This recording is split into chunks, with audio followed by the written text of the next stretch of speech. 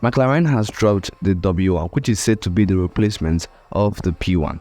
And in this video are 10 facts you need to know about it. But before we get started, I am Meno and this is my YouTube channel, and this channel will talk cars and all things cars. So if you're interested, go ahead and subscribe to the YouTube channel, watch the video today, and if you like it, go ahead and give the video a thumbs up. And with that said, thank you for tuning in, and let's get the video started.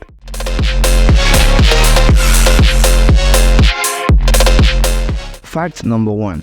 The W1 was actually launched on the 50th anniversary of McLaren's first Formula 1 championship win. Yes, 50 years ago, they won their first Formula 1 championship. And if you knew anything about McLaren, you will know that they are based on racing. Like, they are based entirely on racing. And launching the W1 on their 50th anniversary of their first Formula 1 win has this nice ring to it.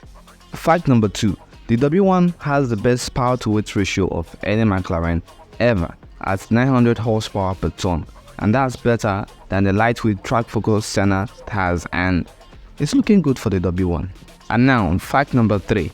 The W1 has the most complicated, the most advanced, and the coolest rear wing I've ever seen in my life. The best on any McLaren ever, and it has this shape-shifting ability where in track mode it goes up and it moves backwards, actually extending the length of the car by 300 millimeters, and by doing so it generates a lot of downforce, which brings us on to fact number 4. Fact number 4. When the W1 is in track mode with the wing fully extended, it generates up to 1000 kilograms of downforce, which is 5 times the amount of downforce it generates at normal road configuration, and that's also over 70% of the dry weight of the car overall. Fact number 5. McLaren went with the anhydrous doors for the W1, aka the gull-wing doors, and they chose this door for a reason, because if they went with the butterfly doors that came with the P1, it's going to obstruct a lot of stuff on the side port design. It's not going to go well with the side port design. So to keep this particular side port design, they had to go with the gull-wing doors, and to be honest, it came out really nice. And now, fact number 6. The W1 has now become the most powerful McLaren ever made at 1258 horsepower and 988 pound-feet of torque. And fun fact, this is actually more powerful than their current Formula 1 car. Yeah. Fact number 7. The W1 also uses the ground effect concept of their Formula 1 cars. You know, Formula 1 cars, they have this cool technology and aero package underneath the car and overall on the body of the car that when driving at high speed, the car is sucked to the ground. And this car also has that tech and that aero package. Fact number 8.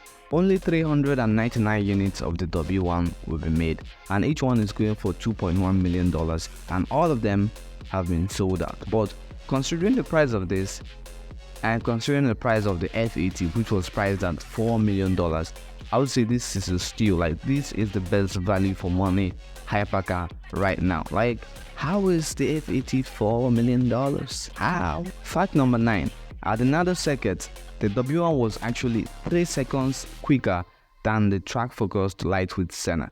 What that means is that the W1 will cross the line and it will take 3 seconds for the lightweight track-focused Senna to get to the finish line. I'm not dissing on the Senna, but it shows how fast this guy really is. Fact number 10. Finally, the W1 is the third model of McLaren to get the 1 title. First, it was the F1, then the P1 in 2012, and now 12 years later, after the release of the P1, now have the W1 in 2024, making it the third model to receive the 1 title. And after everything we've seen in this video, and after everything we've seen in the previous video I made about the W1, which I will leave in the description down below, this car is truly worthy of that 1 title.